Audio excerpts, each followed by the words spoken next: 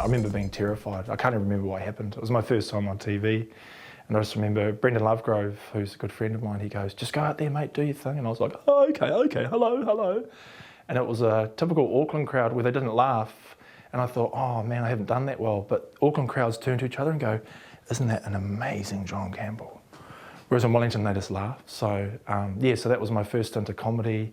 Mandy Toogood took me on board, bless her. And yeah, I've sort of been doing stand-up in between my acting career. So I'm one of those lucky people that is allowed to do stand-up and do serious acting at the same time. It's weird, eh? I did the initial John Campbell's for Brotown because they couldn't get him. And then he heard someone was doing John Campbell, so then he replaced me.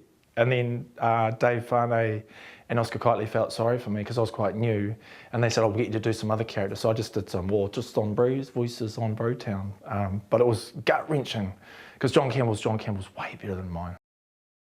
Initially, I was going to play Lily's brother, who does all the impersonations. Taika and Lauren, who'd wrote it, they thought, gee, Cohen would be good at those impersonations, but I did them so well. Taika's like, no, you need to do them badly because that's the comedy. And I was like, but that's not funny.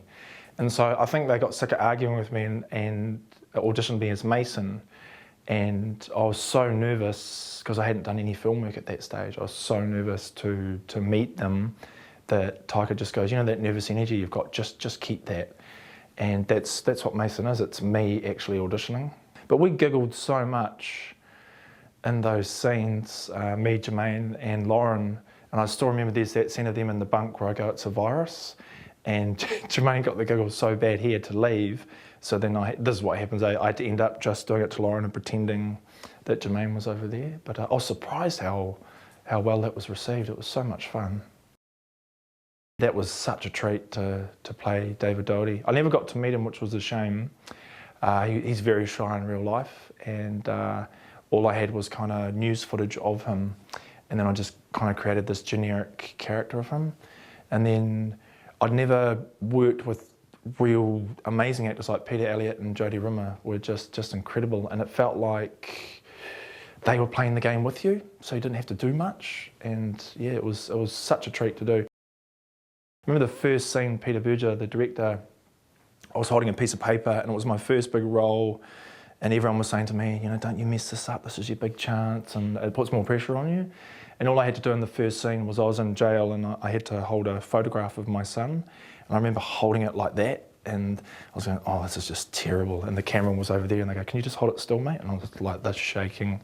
And they go, cut. And Peter came over to me and he goes, you can do this. He goes, I said, I'm so nervous. He goes, do you know why we're doing this shot first out of the whole movie? And I said, no. He goes, because it's so easy. You're just holding a piece of paper. You wait till we get to the hard stuff. He goes, you'll be laughing about this. And I really relaxed and he made me comfortable. And then I just remember holding that picture really still. So he's a clever director. I used to be terrified sometimes. I remember one time in the scene in the car, he'd probably kill me for saying this, but I mean, he's awesome. We're sitting in the car and I have to tell him that I've slept with his wife and he knows that, and he's sitting in the car. And then halfway through the first take, he goes, get out of the car. And my brain goes, that's not in the script. And he goes, get out of the car now. And I said, ooh, that's him talking. So I was like, the camera was there and the lights were there, and I turned into Mason suddenly from Eagle for a Shark. I was like, get me out of the car, get me out of the car. And he goes, stay in the car. So I'm staying in the car. And then there was just this awesome brooding scene between us, which worked. So yeah, he's incredible. It's such a treat to work with him. Probably one of my most favourite filming experiences of my whole life. Initially, Taika wasn't going to be Alamein. They were sort of searching who could be Alamein. And I auditioned as Alamein and couldn't quite find that character to be. And then, you know, he ended up doing it, which I don't think he really wanted to, because he had to do he was producer, he was writer, he was director. So it was a lot of energy for him. I remember sitting down one day and I was learning my lines. I think I had 4 lines. It was the car scene where we all get beaten up. And Taika's storyboarding. It's got his lines there. People are talking to him about, hey, we need this. This has to be flown in from Auckland and stuff. And he looks at me and he goes, what are you doing? So I'm learning my lines. He goes, learning my lines. He goes, I'm learning my lines. I'm producer. I'm director. I'm coffee maker. Would you like a coffee? It was just, I mean, that's what he does. He's a machine. I am Māori, but I don't look it. So Taika was going, find a Māori voice. And I was going, oh, you know, I'm one of the crazy horses. He goes, no, you look like a white guy putting on a voice. And I was like, oh, okay. So then we had this weird sort of discovery. I've got an uncle who's got a voice similar to the character I played. And Taka goes, oh, what about you're one of those Māori guys who talks all the time, or he's had an accident and he's got a crushed larynx or something. And so the character was one of those ones, you know, eh? So then we all cracked up. And I remember the first day of filming, Taka was going, if that voice doesn't work, because he was watching the crew, he's amazing, eh? He's watching the crew to see if that voice fitted. And if it didn't, then we had to have some sort of backup. And then we did the first couple of scenes and no one said anything. No one was like, man, that's a weird voice. They all kind of bought it. So that was amazing. And of course, the biggest discovery of the whole film was James Wollaston, who was just, you know, around Waiho Bay there, and working with him, just so funny. He's just so funny. Just this little, I think he was 8 or 9 back then. And after week 2, he was just going, Taika would go, one more take. And James was going, yeah, you always say that, bro, ends up being 5, eh? On the cruise, cracking up. Top of the Lake was one of the first, like, yeah, real kind of baddie roles I got to play. And Jane Campion's just amazing process of her direction's incredible. And they gave this mullet to me, put a mullet on. She insisted I have a mullet to look even more trashy.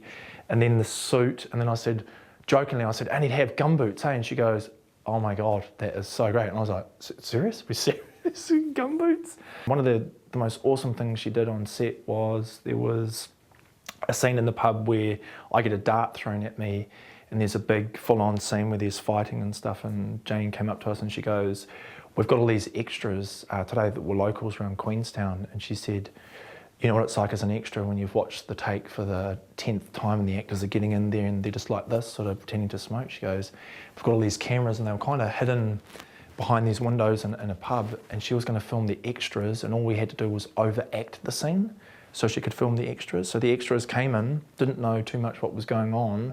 Then we all overacted, and there was smashing of glasses and I'm going to kill you or you. All these extras were like this, absolutely shocked. One lady was crying. And they're like this, and they go cut, and Jane just goes like that, sweet.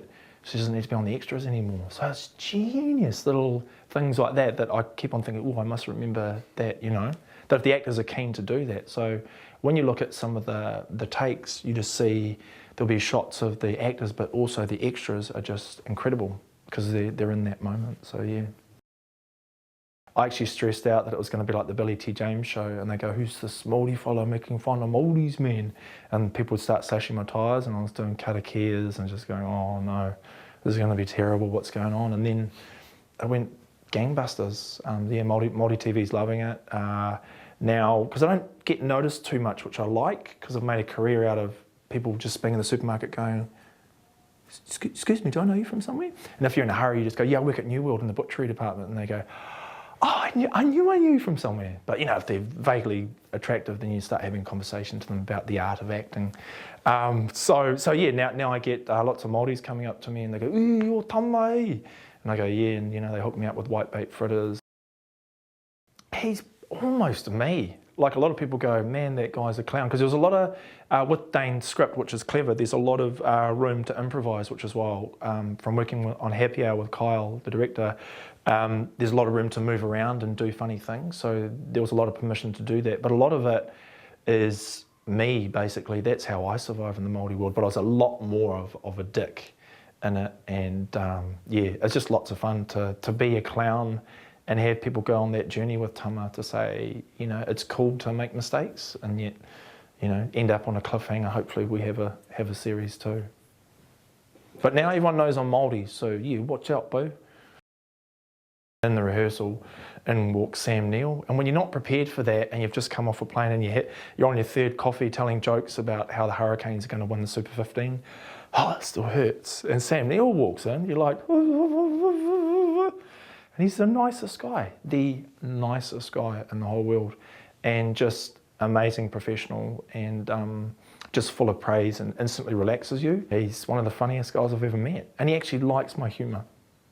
He's actually replied to a tweet that I had. That's how much we get on. But I'll tell you who's going to be a star is the young boy Julian, who's the lead in the movie. from paper planes and shopping. Him and Sam are just incredible. And again, yeah, I think Taika's, we looked at some of the rushes and it looks pretty bang on. I don't have any notes for Taika to give to him. I think he's got this one. And it was great to work with Stan Walker, who's a legend now. So all my friends that are under 30 think I'm really cool. And he actually hooked me up with some tickets for some mates. So I'm cool. I'm officially cool now.